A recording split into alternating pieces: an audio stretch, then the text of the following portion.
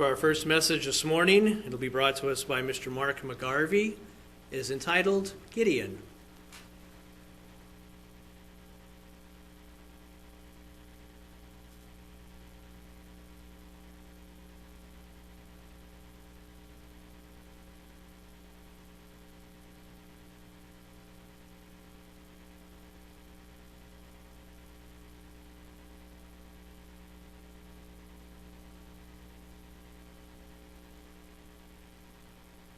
There we go. Okay, that's better. Yeah, like I was saying, hope you survived that snow we had this week.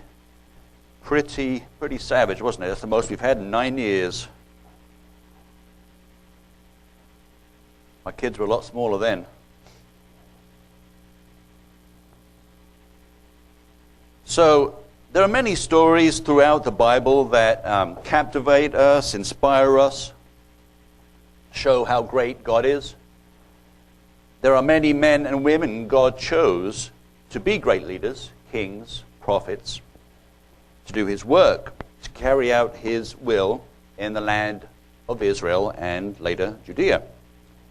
The story of Gideon is one such story. It's a great story. It's got everything: miracles, angels, war battles, and a character that is fascinating to look at, and how God really did interact with the people he deemed suitable to carry out his plans. To set these stories in the books of the Bible for us to learn, and to be examples for us, to pass down through the ages and through time. Tremendous stories, many stories, both in the Old Testament and the New Testament. So, as we look at the story of Gideon, is there something we can learn from this story as Christians today? Although this story took part, about 3,000 to 3,200 years ago, is there a message in it that is relevant to us today? So, who was Gideon? He was an Israelite from the tribe of Manasseh, who was a military leader, a prophet, and a judge.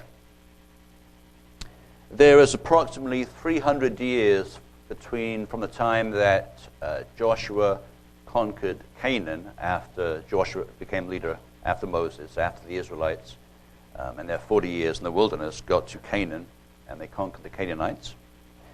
And between the time of Joshua through to the first king, who was Saul. David was after Saul, as you know, but approximately 300 years, they say, between the time of Joshua and the first king. And the leaders of Israel before the kings were judges.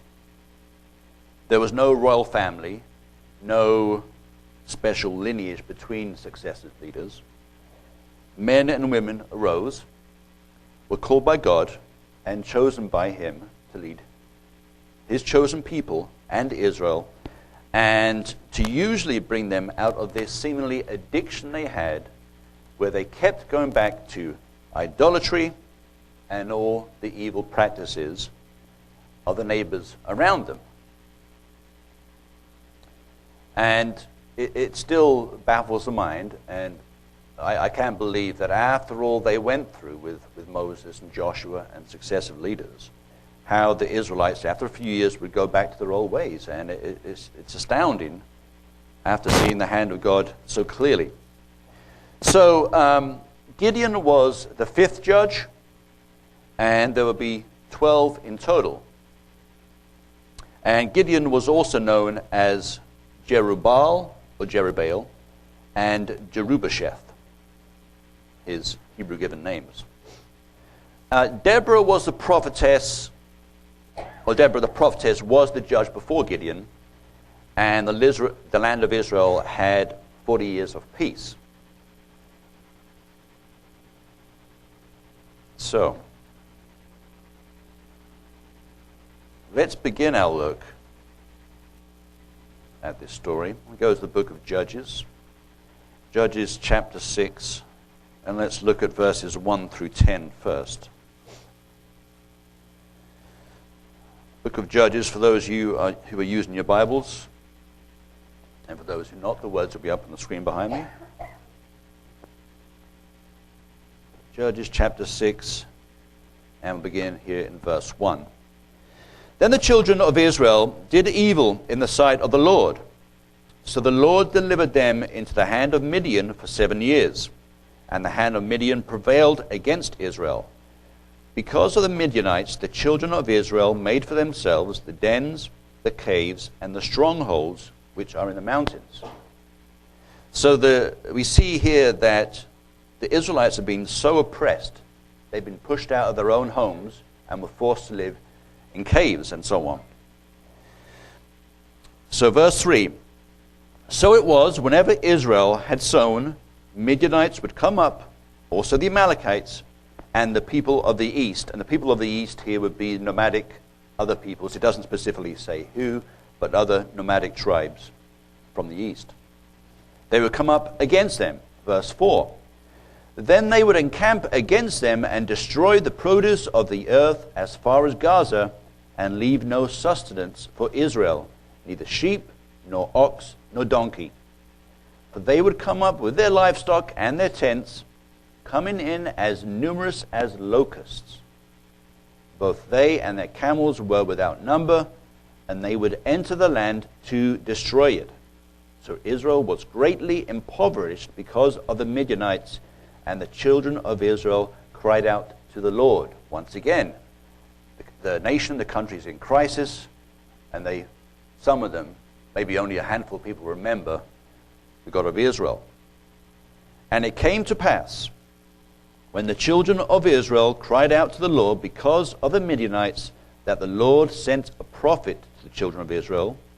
And this prophet is not given a name, by the way. A prophet is sent, briefly, a spell here before Gideon comes onto the scene. The prophet says to the children of Israel, thus says the Lord God of Israel, I brought you up from Egypt and brought you out of the house of bondage.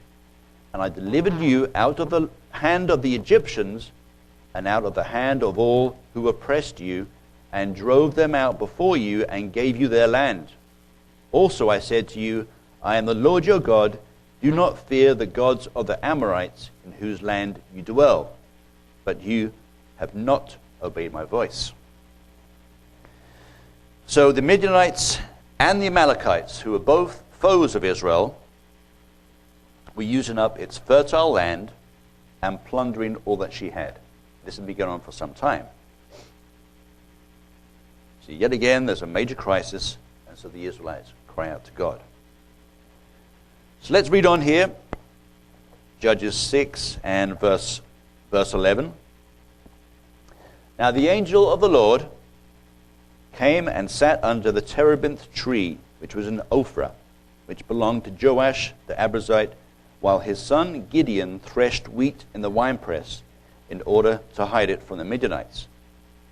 And the angel of the Lord appeared to him and said to him, the Lord is with you, you mighty man of valor. So he already had status, he already had, people saw him as a warrior already.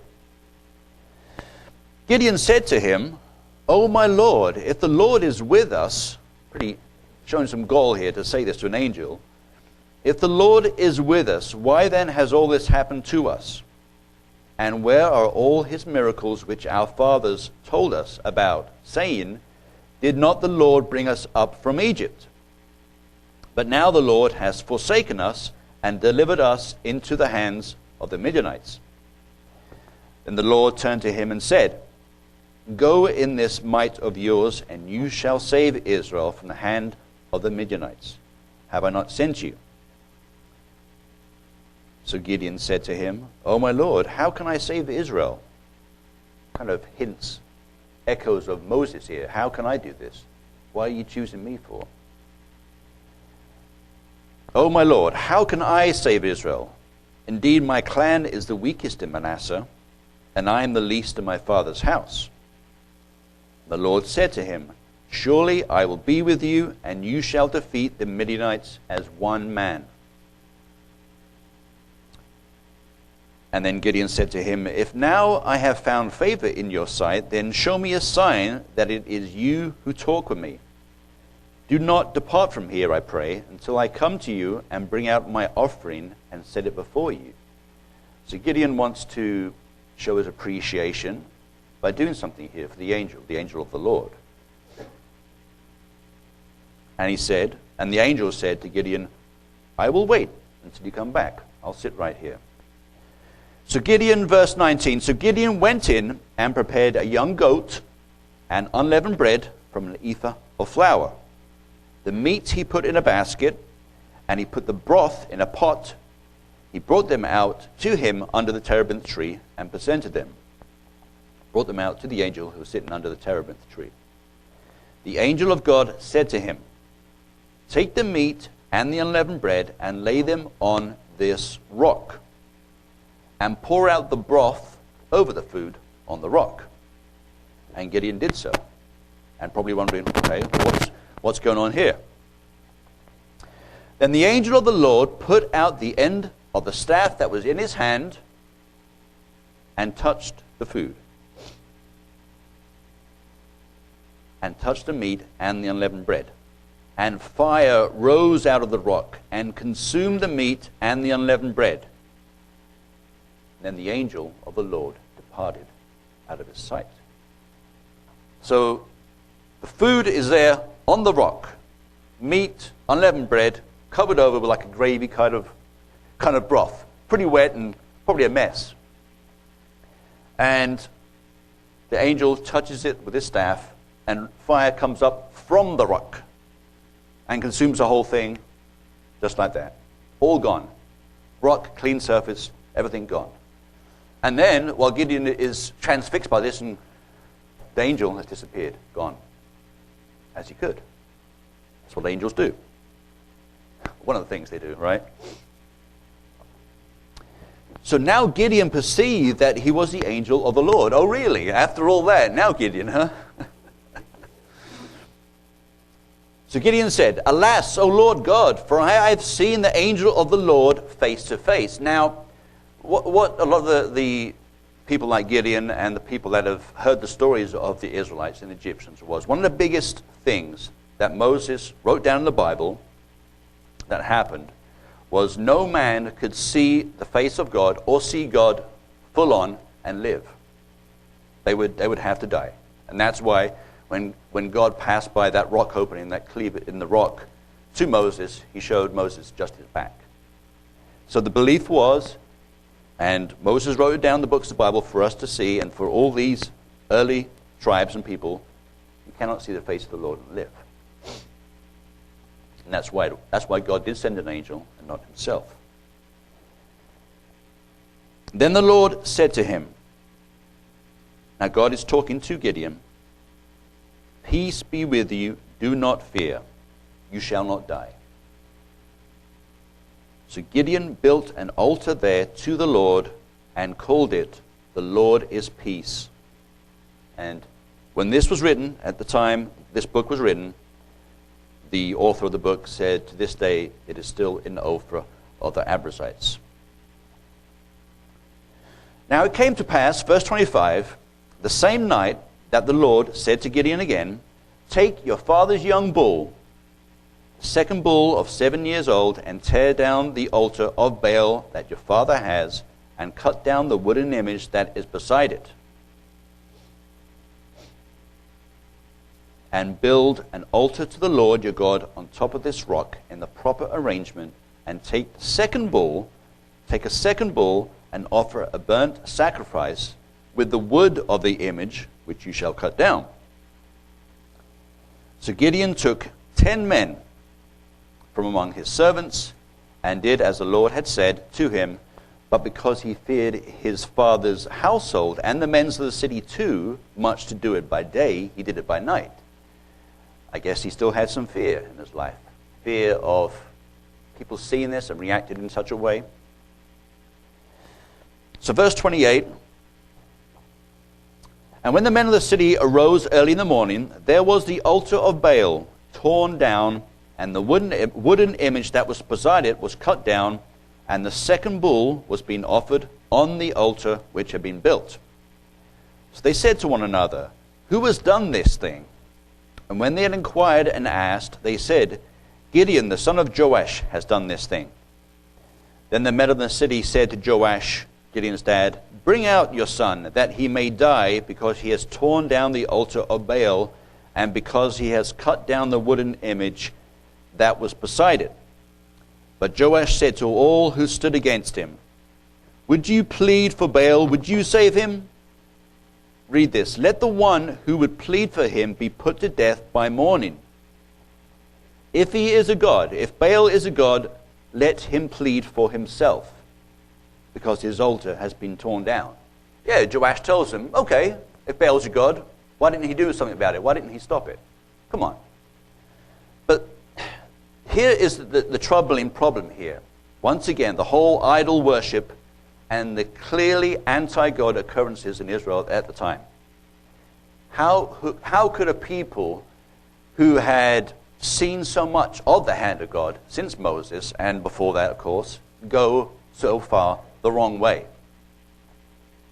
And as we see throughout all the Old Testament, Baal worship was so evil and wrong. They sacrificed their own children, an incomprehensible evil. And that the fact that I cannot imagine such a practice happening in a public place and thousands of people going to watch it and stand there and do nothing. And as Steve mentioned a couple of weeks ago in his message, our modern day version of this is abortion. Now, that's, maybe, kind of weird to say that, but it's true. There was evil then, and there's evil now. It was murder then, it's murder now. So the Baal and Asherah, literally, idolatry, was an abhorrence to God. And it kept arising again and again every few years. So God told Gideon, and he did it, they had to be destroyed, and Gideon was the man to take care of it. So let's read on here, Judges chapter 6, verses 35 through 40. "And so Gideon sent messengers throughout all Manasseh who had gathered behind him. He also sent messengers to Asher, Zebulun, and Naphtali, and they came up to meet them. So Gideon was gathering a force of men, and they were going to meet in the valley of Jezreel. So verse 36. "So Gideon said to God, 'If you will save Israel by my hand, as you have done, look, I shall put a fleece of wool on the threshing floor. If there is dew on the fleece only, and it is dry on all the ground, then I shall know that you will save Israel by my hand, as you have said.' So, a fleece of wool put down on the floor. If there is water, if there's dew on the fleece only, and all the ground all around it is dry, that will be a sign from God. And it was so. When he rose early the next morning and squeezed the fleece together, he wrung the dew out of the fleece, a bowl full of water. Then Gideon said to God, 'Do not be angry with me, but let me speak just once more. Let me test, I pray, just once more with the fleece. Let it now be dry only on the fleece, but on all the ground let there be dew.' And again, God did so that night. It was dry on the fleece only, dry as a bone, but there was dew on all the ground around it." So a wonderful miracle God performed here. This situation shows that perhaps Gideon maybe lacked enough faith and needed the signs, which is kind of crazy because after all he just conversed with an angel, but there you go. Needed an extra sign, and God was happy to show him. And, it goes to the point of God can intervene for us against seemingly insurmountable odds. He can do that today. Now, sometimes I've been guilty of this. I've wanted God to do a miraculous something to help me believe something better. But that's not it. God's not there to put on a show for us. It's about us having the faith to believe in Him and believing He will do it. Like Paul says in Hebrews 11, verse 1, faith is the substance of things hoped for, the evidence of things not seen. And so, in the point of modern-day miracles, now this may be a spoiler alert, block your ears now if you don't want to see the movie Breakthrough, which we did see a few weeks ago. Great movie, tremendous movie, I recommend it. The title is Breakthrough. It's a true story of a 14-year-old boy and a couple of his friends who were, in the winter months, I forget which state it was now, sorry about that, they fell through the ice on a lake. They were playing on this lake. It was frozen solid. And they all fell into the lake. And this one particular, the main character of the story, the main boy, was in the water for over an hour, had gone under completely, and a couple of firemen dived into the water after he'd been in there a while and retrieved him. But after being in the water for over an hour and underwater completely, he pulls through, and it's an amazing story of what happens and how nobody had ever been underwater for that long and survived, or had been underwater, freezing water, absolute freezing water for that long and not had any kind of brain damage. And he pulls through completely unscathed. No long-term damage, no long-lasting effects, completely unscathed. And both his mom and dad were churchgoers and believers and praying the whole time. And they had people from their church come and pray with them at the hospital as he was in intensive care. His church pastor was there and stayed for days on end and helping him through everything. And then I heard the young man on the radio show almost a year ago. He's now about 18 or 19. And the church pastor, they were both on the radio show and talking about what had happened. And it's just an amazing story and how God can intervene, today. And this story truly is a miracle. And like I said, I recommend the movie for those who have not seen it. A really amazing, unbelievable story. So let's move on to the 7th chapter of Judges here and continue reading about Gideon. So, so Judges chapter 7 and verse 1. Then Jerubbaal, that is Gideon, and all the people who were with him rose early and encamped beside the well of Harod, so that the camp of the Midianites was on the north side of them by the hill of Moreh in the valley. And the Lord said to Gideon, the people who are with you are too many for me to give the Midianites into their hands, lest Israel claim glory for itself against me, saying, my own hand has saved me. Now therefore, proclaim in the hearing of the people, saying, whoever is fearful and afraid, let him turn and depart at once from Mount Gilead. And 22,000 of the people returned, and 10,000 remained. Now, there's an important point to remember here. I'm going to read it in my study Bible. There's a little point about this issue here. When Gideon allowed, quote, when Gideon allowed those who were fearful to leave, more than 2/3 departed, leaving only 10,000 men. So he originally had 32,000 men here with him, ready for battle. Mosaic law allowed military exemptions for several classes of people, including those who had just built a home, those who had just planted a vineyard or vineyard, those engaged to be married, and those who were fearful. Mosaic law allowed it. Gideon asked those who were fearful and afraid if they wanted to leave. They did. So he goes from 32,000 down to, 22,000. So now he's down to 10,000 men. Let's read on. Verse 4. But the Lord said to Gideon, the people are still too many.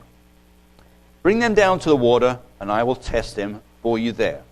Then it will be that of whom I say to you, this one shall go with you, the same shall go with you. And whomever I say to you, this one shall not go with you, the same shall not go. Verse 5. So Gideon brought the people down to the water, and the Lord said to Gideon, everyone who laps from the water with his tongue as a dog laps, you shall set apart by himself. Likewise, everyone who gets down on his knees to drink. And the number of those who lapped, putting their hand to their mouth, was 300 men. But all the rest of the people got down on their knees to drink water. Then the Lord said to Gideon, by the 300 men who lapped, I will save you, and deliver the Midianites into your hand. Let all the other people go, every man to his place. And there we go. Let's just stop. Let's just pause there for a minute. So now, the number of the Midianites, the Amalekites, and those who were ready to battle against Gideon was between, some say 15,000, some say 135,000. Gideon had gone there with 32,000 men. He's now down to 300 men. 300 men against as little as 15,000? Or is it 135,000? 300 men. Gideon must have been in a right state by this point. He must have been, what is going on? What have you done to me, Lord? What's happening? So, whatever way you look at it, Gideon had massively inferior numbers here. So let's read on. Let's go through verses 8 through 22. So the people took provisions and their trumpets in their hands, and he sent away all the rest of Israel, every man to his tent, and remained there was 300 men. Now the camp of Midian was below him in the valley. It happened on the same night that the Lord said to Gideon, arise, go down against the camp, for I have delivered it into your hand. But if you are afraid to go down to the camp with Purah your servant, and you shall hear what they say, and afterward your hands shall be strengthened to go down against the camp. So Gideon then went with Purah his servant to the outpost of the armed men who were in the camp. So they crept down to the edge of the camp, and the Midianites and the Amalekites, all the people of the east, and get this, all the Midianites, the Amalekites, and the people of the east, the nomadic tribes from the east, were lying in the valley as numerous as locusts. And their camels were without number, as the sand by the seashore in multitude. So there were tens of thousands of men and their animals they had brought with them. And when Gideon had come, there was a man telling a dream to his companion. The man said to his other companion, I have had a dream. To my surprise, a loaf of barley bread tumbled into the camp of Midian. It came to a tent and struck it so that it fell and overturned, and the tent collapsed. Then his companion answered and said, this is nothing else but the sword of Gideon, the son of Joash, a man of Israel. Into his hand God has delivered Midian and the whole camp. So they'd heard of Gideon. They knew he was out there and heard that he was a mighty man of valor. And so it was when Gideon heard the telling of the dream and its interpretation that he worshipped. He returned to the camp of Israel and said, arise, for the Lord has delivered the camp of Midian into your hand. So then he divided the 300 men into 3 companies, and he put a trumpet into every man's hand, with an empty pitcher and torches inside the pitchers. And he said to them, look at me and do likewise. Watch. When I come to the edge of the camp, you shall do as I do. When I blow the trumpet, I and all who are with me, then you also blow the trumpets on every side of the whole camp, and say, the sword of the Lord and of Gideon. So they had a plan to go all the way around the camp, the 300 men, with a trumpet in one hand and a pitcher with a torch in the other hand. So the Gideon and the 100 men who were with him came to the outposts of the camp at the beginning of the middle watch, just as they had posted the watch. And they blew the trumpets and broke the pitchers that were in their hands. Then the 3 companies blew the trumpets and broke the pitchers. They held the torches in their left hands and the trumpets in their right hands for blowing. And they cried, "The sword of the Lord and of Gideon." And every man stood in his place all around the camp, and the whole army that was in the camp ran out and fled. When the 300 blew the trumpets, the Lord set every man's sword against his companion throughout the whole camp. So God had set in confusion, and the Midianites and the Amalekites killed each other. And the army, some of the army fled to Beth Acacia towards Zerah, as far as the border of Abel Meholah by Tabath.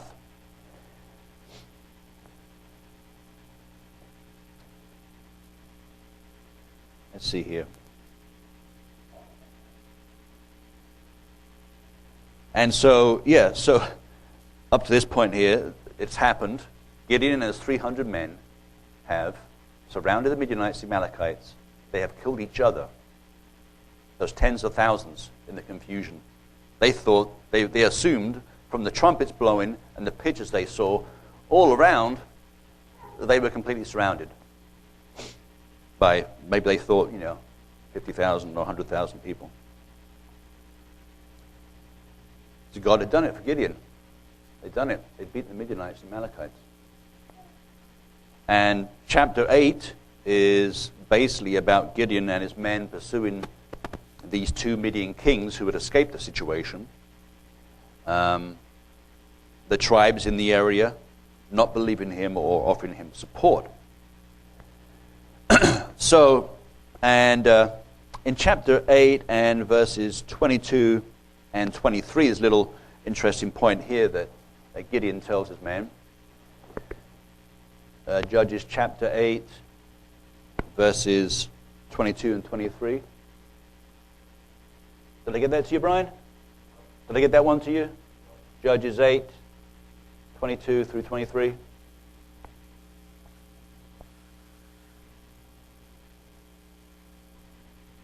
Okay.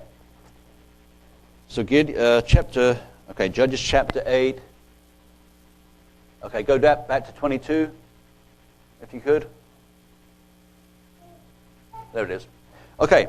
Then the men of Israel said to Gideon, "Rule over us, both you and your son, and your grandson also, for you have delivered us from the hand of Midian." But Gideon said to them, "I will not rule over you, nor shall my son rule over you. The Lord shall rule over you." So Gideon was telling his men that God is the one who has done this for us. He rules over you. And in a way, I am just a temporary leader. Worship God. He is the king, not I. Although he was a judge, your worship, your belief must be in God. He's the one who delivered us.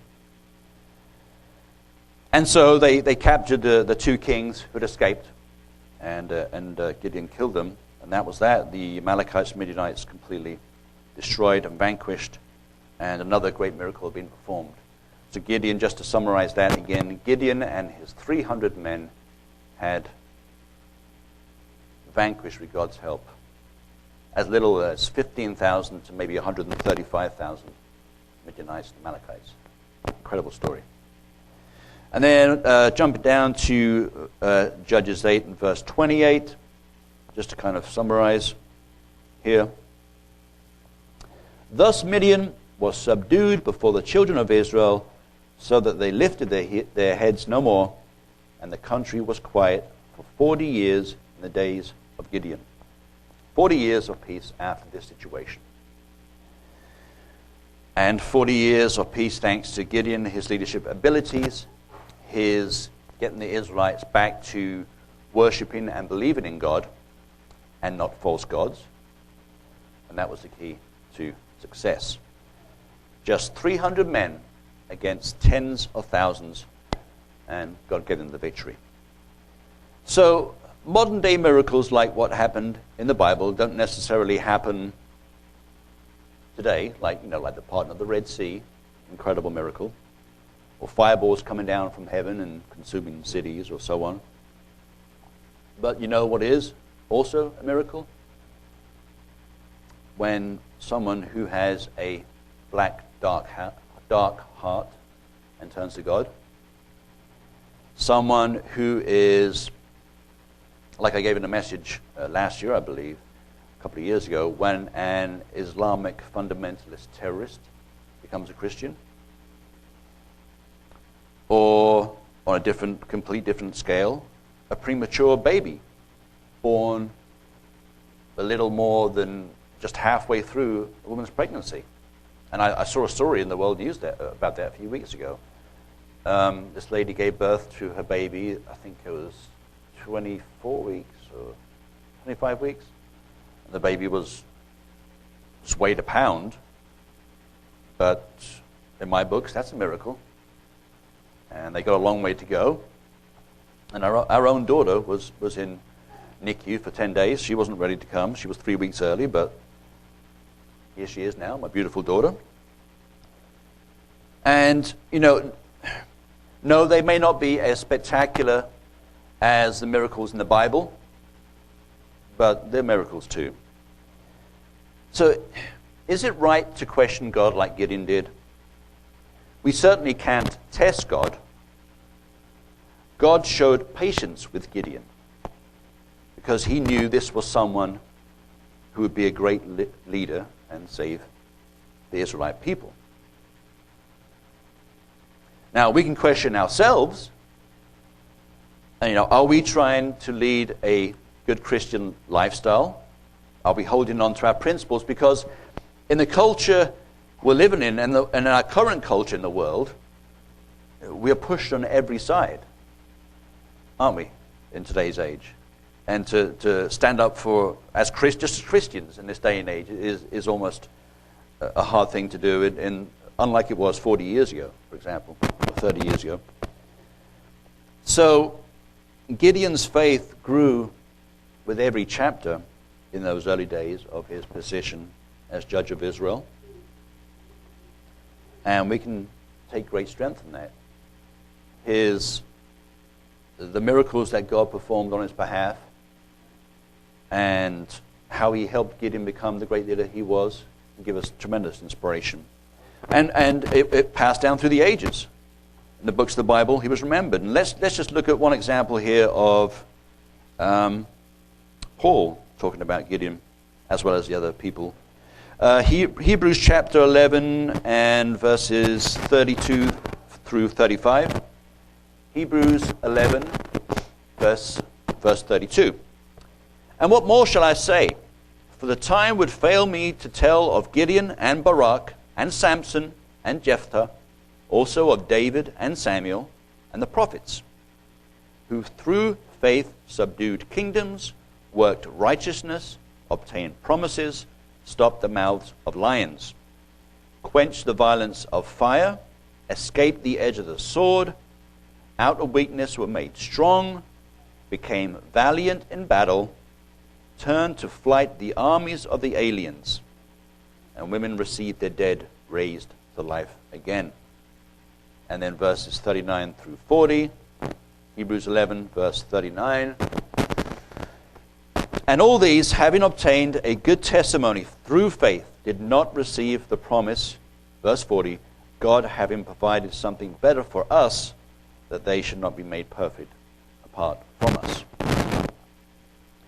So the story of Gideon is about leadership, faith, trust, miracles performed by God, and the absolute sure promise that God will provide for his people and he will deliver his people. Now, praying to God, sometimes it may not be in our time scale. When we want it today, we want it tomorrow. God will answer your prayer in his time. Your prayers don't go unheard of or fall on deaf ears. He hears every single prayer. Billions of prayers at the same time, not a problem to God. So we can draw strength and rest easy knowing our Savior, Jesus Christ, is that promise maker, and he is the same yesterday, today, and forever. And so I hope that this little Bible study, as it were, looking at the life of Gideon, will inspire us, will help us to understand that there are many, many stories in the books of the Bible that we can take great heart from, we can look at, we can study, and realize that God is always there for us. He pulls us through every situation. He performs miracles, and he's just a great God.